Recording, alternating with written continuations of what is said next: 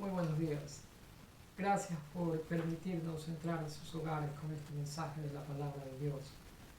Los saludamos con mucho afecto desde acá, confiando que hayan tenido una buena semana y que la que entras la recibamos con expectativa para que sea buena bajo la protección y la bendición de nuestro Señor. El salmista lo pone de la siguiente manera: venga, cantemos con júbilo al Señor, aclamemos a la roca de nuestra salvación. Lleguemos ante Él con acción de gracias, aclamémoslo con cánticos, porque el Señor es el gran Dios, el gran Rey sobre todos los dioses.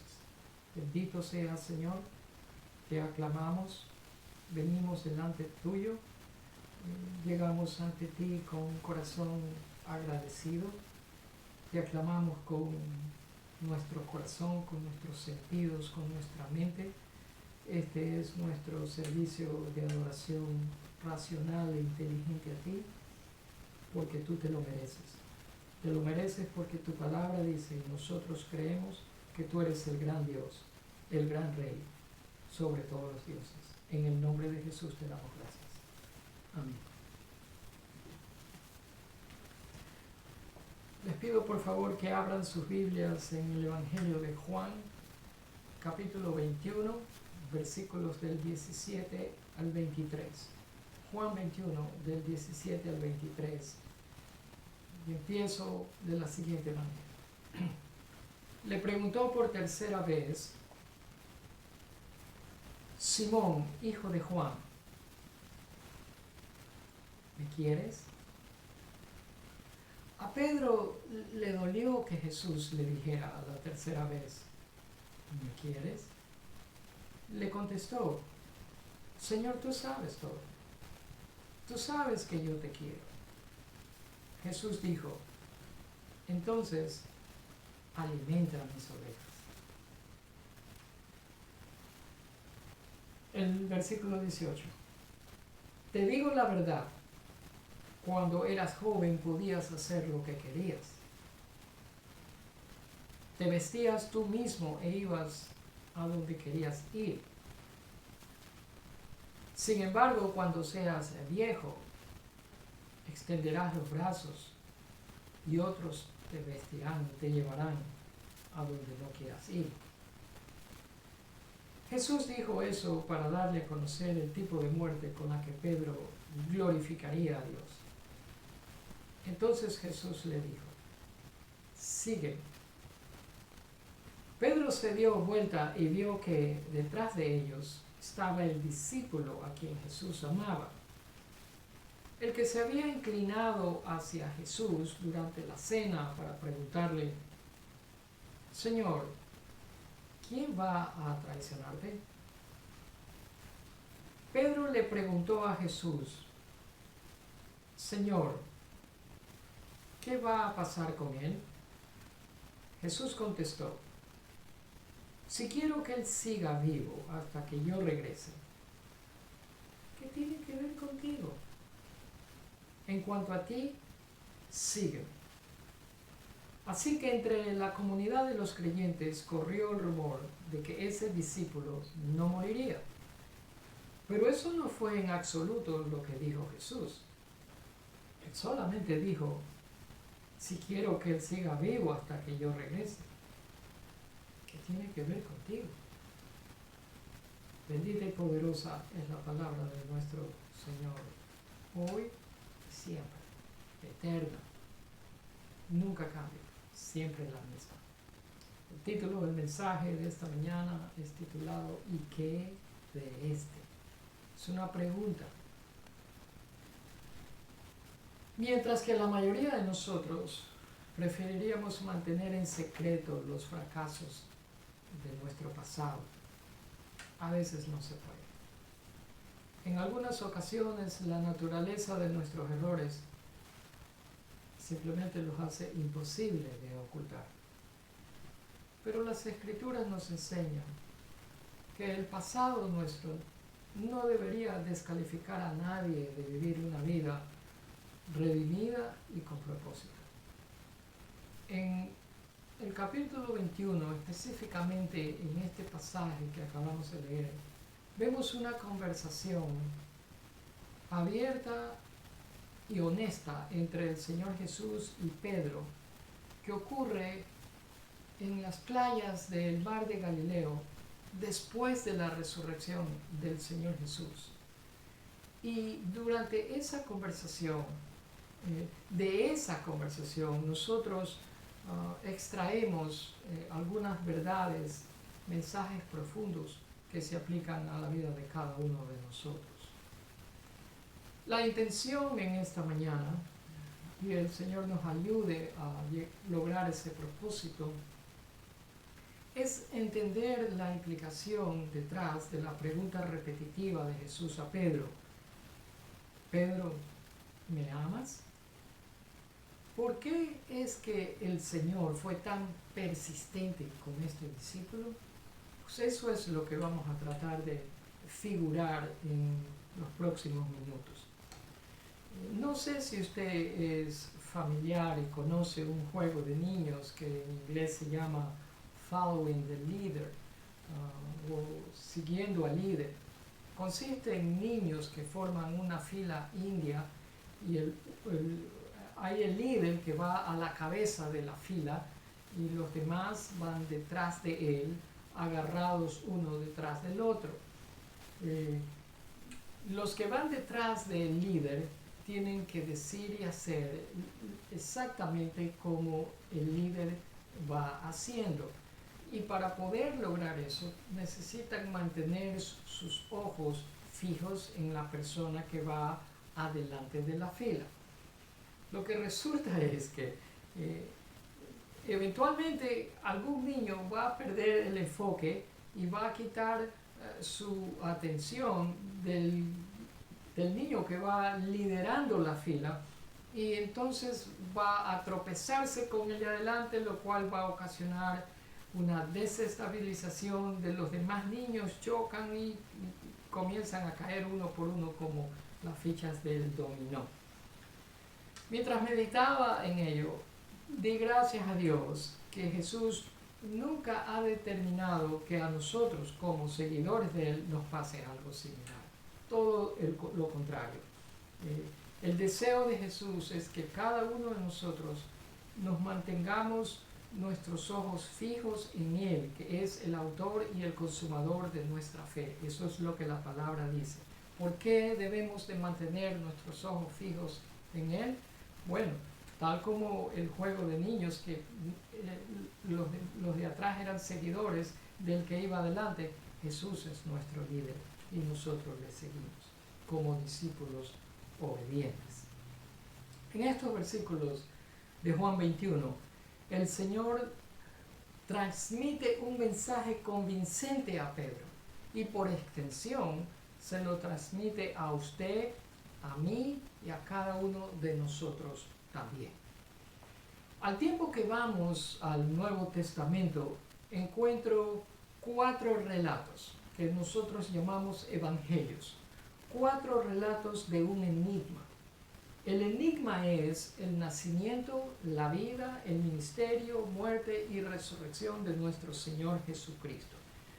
Representa la más grande historia jamás antes dicha.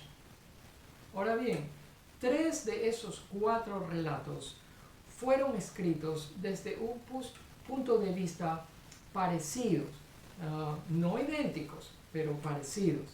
Los 3 escritores de 3 de esos evangelios los escribieron alrededor de la misma época y con la misma perspectiva, con uno que otro detalle diferente uno del otro. No son copias uno del otro, son escritos independientes, pero que narran prácticamente lo mismo cada uno de ellos.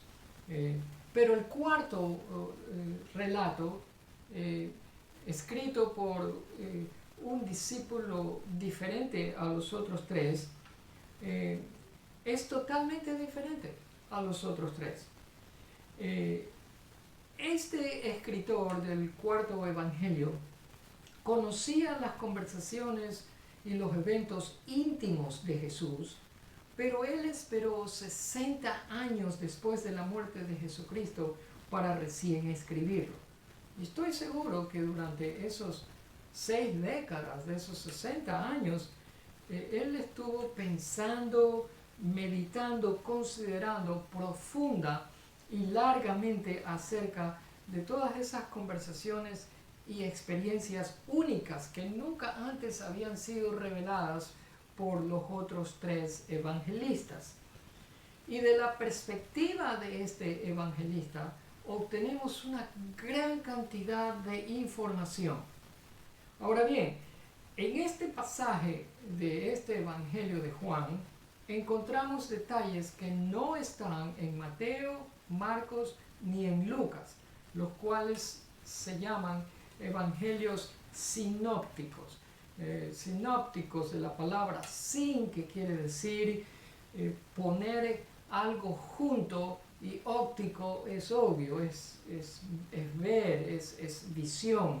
Por lo tanto, poniendo las palabras juntas significa la idea más o menos de ver los 3 evangelios juntos desde la misma perspectiva. Eso es lo que significa. ¿Y qué es lo que vemos juntos? Vemos prácticamente los mismos eventos que describe uno, describe el otro y el otro. Vemos genealogías, el nacimiento de Jesús, vemos milagros, vemos parábolas, vemos su muerte y vemos también su resurrección. Pero cuando llegamos a Juan es algo completamente diferente y único, porque ahí no vemos genealogías, ahí no vemos parábolas, y algunos de los eventos que Juan menciona no están tampoco en los otros 3 evangelios, pero lo que sí vemos es, como dije, conversaciones íntimas y personales, que cuando las ponemos junto con los otros 3 evangelios, tenemos un cuadro más completo de lo que debió haber ocurrido entonces cuando estos eventos pasaron. Con esto en mente, quisiera entrar a materia a Juan 21 y voy a llevarlos al versículo 25. ¿Qué sucede?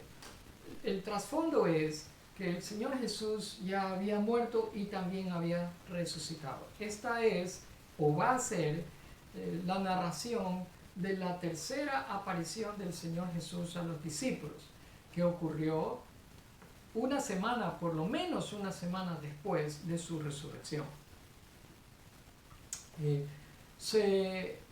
Los discípulos habían estado toda la noche pescando, desanimados, regresaron a la pesca. Estaba Pedro y algunos de ellos, no todos. Toda la noche no habían obtenido nada. Regresaron a la orilla del mar de Galilea con las manos vacías. Para sorpresa de ellos, se encontraron a la orilla con un hombre que estaba preparando un desayuno con pescado a la brasa. Y ese hombre era Jesús. Jesús, una vez que lo reconocen, se acercan a él, lo rodean, y Jesús pone su dedo en la devoción de Pedro por él. Y le comienza a preguntar 3 veces la misma pregunta.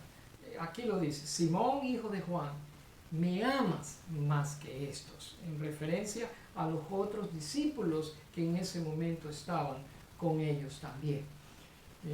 Y Pedro contestó: sí, Señor, tú sabes que te quiero. Lo que me llama la atención es que la palabra que el Señor utiliza me amas, es la palabra agapao, que conlleva la idea de un amor pleno, profundo, de una profunda devoción, de una profunda admiración, un amor sublime. Pero Pedro no responde utilizando la misma palabra del Señor Jesús. Pedro responde utilizando otra palabra. En español dice quiero, que es el equivalente al griego phileo, que se utiliza para describir el amor fraternal que usted siente por un amigo. Entonces Jesús le vuelve a hacer la misma pregunta por una segunda vez, y utiliza la misma palabra, agapao. Simón, hijo de Juan, ¿me amas? Y Pedro le responde de la misma manera, utilizando la palabra quiero, la palabra fileo. El Señor Jesús vuelve a preguntarle en el versículo 17, por tercera vez, Simón, hijo de Juan, ¿me quieres? Ahora sí el Señor Jesús utiliza la misma palabra de Pedro, fileo. Dice que a Pedro le dolió que Jesús le dijera la tercera vez, ¿me quieres? Y él le contestó, Señor, tú sabes que yo soy tu amigo. Tú sabes que tú eres mi amigo. Y el Señor le responde, alimenta a mis ovejas. 3 veces Pedro niega a Jesús, 3 veces el Señor le hace la misma pregunta con el objetivo de captar su atención y restaurarlo a la vida de servicio que él había abandonado por los fracasos de su pasado. Es curioso, pero me imagino que a Pedro le sorprendió la respuesta del Señor Jesús cuando el Señor Jesús le dice, alimenta a mis ovejas. El Señor Jesús entiende que Pedro todavía no estaba en ese nivel de agapao, de esa devoción sublime, única y profunda, y por lo tanto empieza con Pedro en el nivel en que él se encontraba para poco a poco irlo trabajando. Pues bien, de esta conversación íntima que no está registrada en ninguno de los otros evangelios sinópticos, obtenemos 3 lecciones que me gustaría compartir con usted. La primera es que los fracasos de nuestro pasado pueden, ¿me escuchó usted? Pueden ser perdonados con amor. Así que no se dé por vencido. No tire la toalla pensando que usted es un perdedor y que todo se acabó para usted. Si ve, el concepto de Pedro, de acuerdo al temperamento de la personalidad de él, era que para poder ser usado por Dios, él debería ganarse ese derecho a servir. En otras palabras, necesitaría ser perfecto o tan perfecto como sea posible. Pero cuando una persona que piensa de esa manera como Pedro pensaba falla, entonces cae en una profunda depresión y en un profundo sentido de culpabilidad y de remordimientos. Y ahí es cuando nuestro enemigo espiritual viene a nosotros, nos enrostra nuestros pasados y lo hace con el propósito de debilitarnos. Pedro, como dije hace un momento, había fallado miserablemente. Falló 3 veces. 3 veces había negado públicamente al Señor. Por eso es que el Señor Jesús lo busca y lo sorprende restaurándolo para el servicio otra vez. Ya Pedro se había olvidado de servir.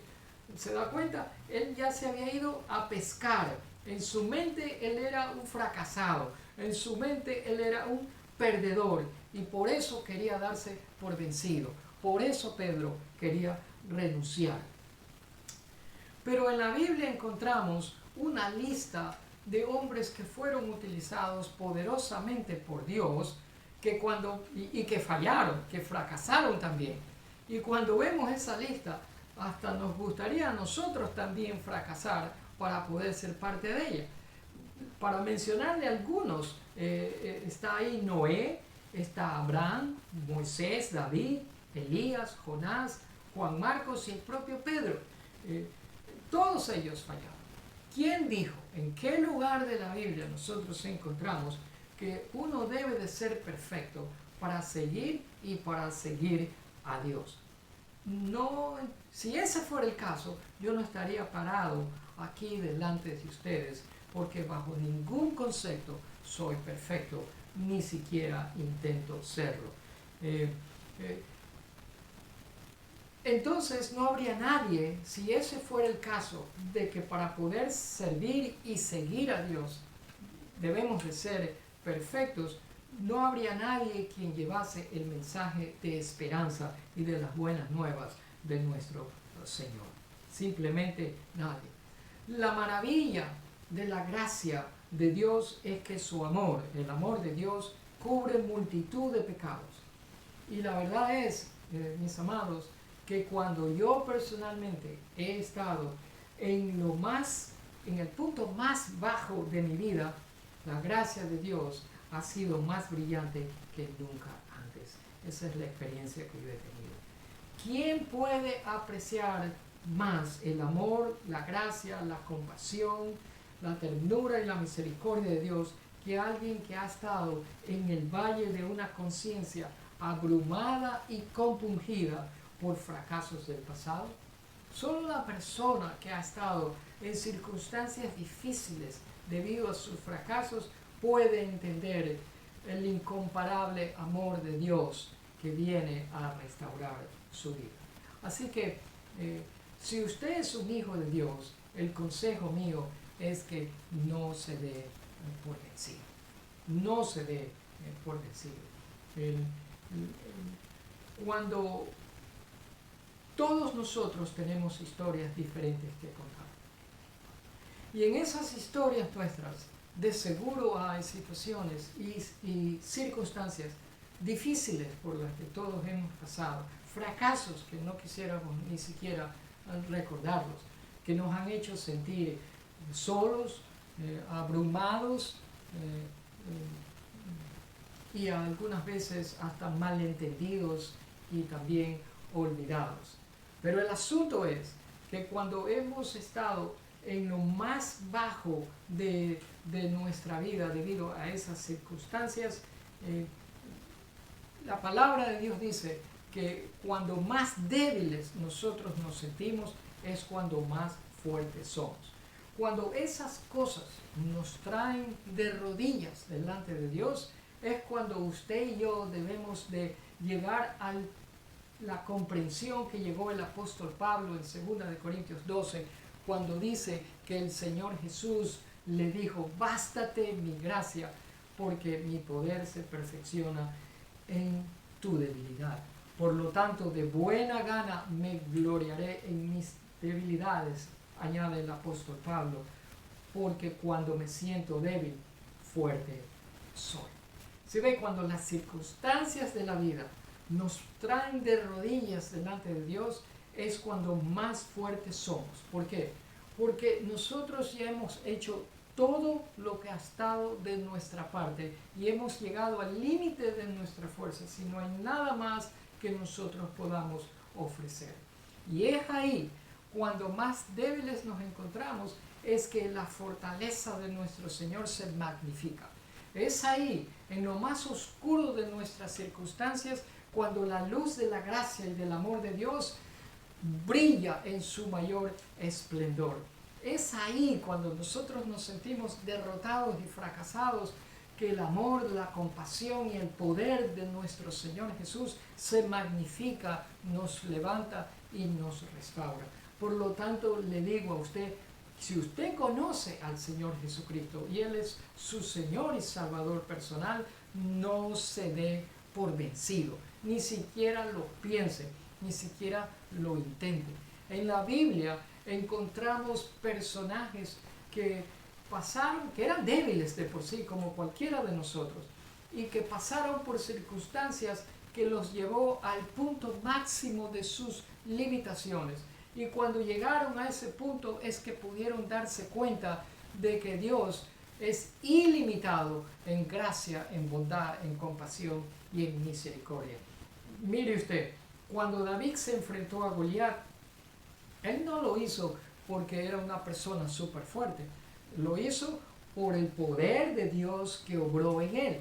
Cuando Moisés sacó al pueblo de Egipto, tampoco fue porque él era un hombre con una tremenda fortaleza, sino que lo hizo mediante la mano derecha que guió al pueblo de Israel, utilizando a Moisés para sacar a su pueblo de la esclavitud de Egipto. Cuando cayeron los muros de Jericó, no fue por el poder de las voces del ejército israelita, sino por el poder manifestado de parte de Dios. Cuando y usted sigue enumerando, la mujer del flujo de sangre, fue sanada mediante el poder de la gracia restauradora de nuestro Señor Jesucristo, porque nadie absolutamente podía hacer algo por ella. Mis amados, por eso es que le digo que todas estas circunstancias de todos estos personajes bíblicos que estuvieron por situaciones difíciles y se encontraron en el punto más bajo de su vida, cuando estaban más débiles, comprendieron que la fortaleza de Dios se magnificaba en su vida. Lo mismo sucede con usted, lo mismo sucede conmigo, porque cuando nosotros llegamos al límite de nuestros recursos es cuando el Señor Jesús se hace cargo. El Señor Jesús se hizo cargo de esa situación que David enfrentaba con ese gigante. Él se hizo cargo de hacer caer las murallas de Jericó. Él se hizo cargo de sacar a su pueblo de la esclavitud de Egipto. Y Él se hizo cargo de la situación de esta mujer que padecía de ese flujo de sangre. Permita que el Señor también se haga cargo de esos fracasos, de esas fallas de su pasado y que lo restaure a una vida de plenitud. Pedro necesitaba ser recordado de eso. Y les digo que este mensaje, imperfecto como es, no se trata de darles a ustedes una charla estimulante, equivalente a darle a usted un golpecito, una palmadita en la espalda, en el hombro, para que siga adelante. Este es un mensaje, mi amado amigo que me escucha, un mensaje de ánimo y de esperanza bíblica. Es un mensaje de motivación intrínseca que da toda la gloria a aquel que la merece. Porque cuando nosotros caemos y nos levantamos, no es porque somos resistentes y podemos hacerlo, sino que como creyentes en Cristo reconocemos que es por el poder, la gracia restauradora de Dios que podemos hacerlo y damos la gloria al único que se la merece. Eso es lo que pasa cuando usted sabe que está seguro en el amor de Dios y usted sabe que no importa cuán profundo usted ha resbalado, el Señor está ahí, siempre al lado suyo para levantarlo. Eso se llama gracia y eso es lo que Pedro oyó de los propios labios del Señor Jesús. Y si usted se encuentra en medio de una experiencia llena de remordimientos en este momento, le digo que el Señor todavía puede utilizarlo. De hecho, las palabras del Señor Jesús a Pedro fueron: alimenta a mis corderos, cuida a mis ovejas, alimenta a mis ovejas. La segunda lección que obtenemos en esto es que la manera como usted vive en estos momentos, su actual estilo de vida, no es garantía de su futuro. Así que no se anticipe. Y permítame explicar lo que quiero decir por esto. En Juan 21, 18, en la primera parte, Jesús le dice a Pedro dos cosas. Una le dice algo acerca de su pasado y otra le dice algo acerca de su futuro. Y usted se va a dar cuenta que el pasado de Pedro no iba a ser igual a su futuro. Vamos a ver. En la primera parte del versículo 18 le dice algo acerca de su pasado. Dice: te digo la verdad, cuando eras joven podías hacer lo que querías, te vestías tú mismo e ibas donde querías ir. Ahora bien, este versículo describe a un hombre que era independiente, autosuficiente y de carácter fuerte. Este versículo, la primera parte del versículo 18, describe lo que Pedro solía hacer en el pasado. Sin embargo, el Señor Jesús añade algo que le iba a ocurrir a Pedro en el futuro y le dice: sin embargo, cuando seas viejo, no ahora, sino cuando seas, eso es futuro, extenderás los brazos y otros te vestirán y te llevarán a donde no quieras ir. Si ven, en el pasado Pedro iba y hacía lo que le daba la gana, pero el Señor Jesús le dice ahora: en el futuro tú no vas a poder hacer ni ir a donde te da la gana. La Biblia no nos dice cómo Pedro murió, pero uno de los historiadores de los primeros siglos de la era cristiana, llamado Eusebio, nos dice que Pedro murió crucificado boca abajo. ¿Sí ve?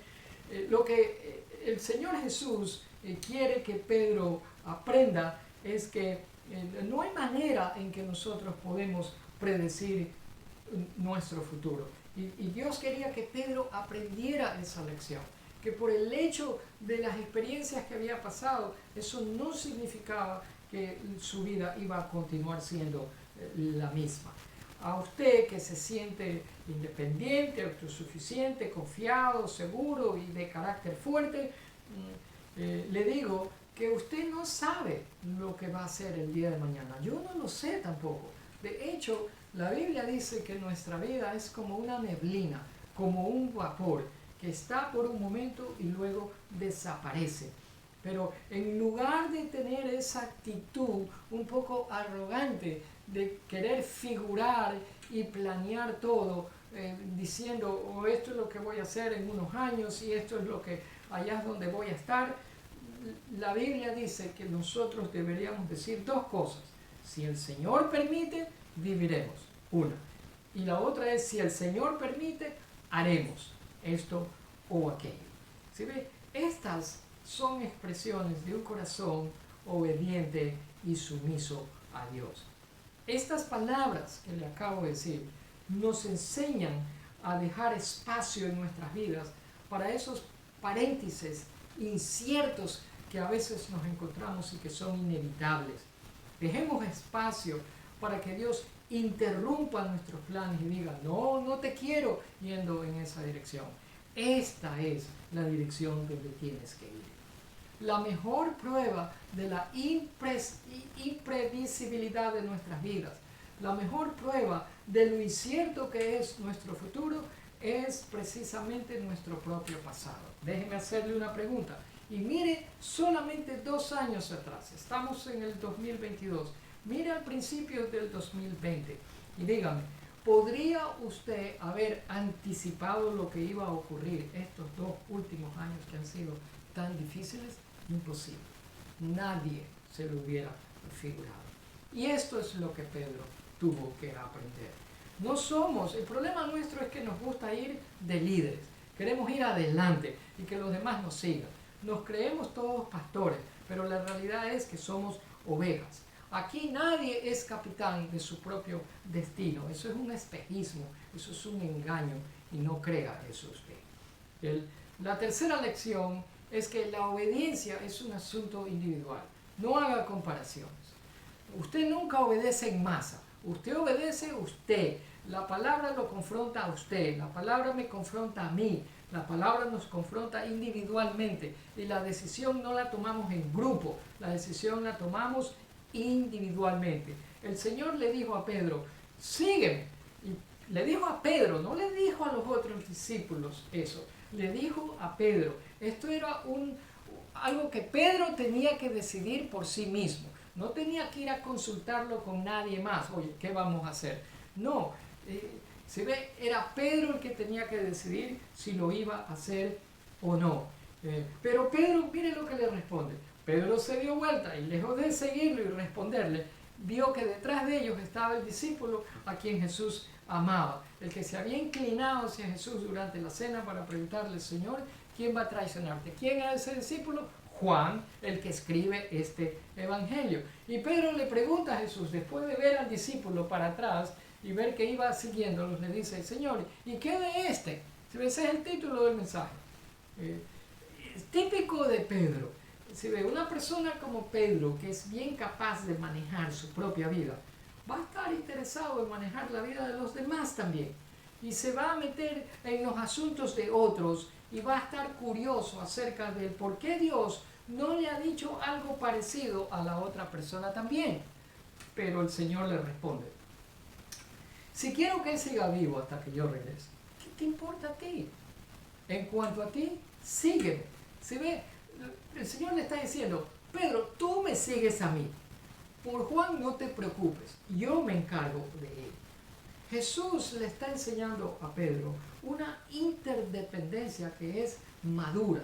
Le dice, tú me obedeces a mí, tú eres responsable a mí. ¿Se ve? Cuando Dios lo salvó a usted o cuando Dios me salvó a mí, lo hizo individualmente. El Señor Jesús no nos salvó en grupo o en masa. Cuando el Señor Jesús va a tratar con alguien, lo trata con ese alguien.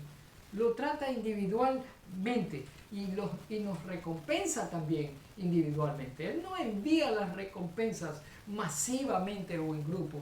Él envía sus recompensas individualmente a cada uno. Esa es la manera específica, detallada e individual con la que el Señor Jesús trata con cada uno de nosotros.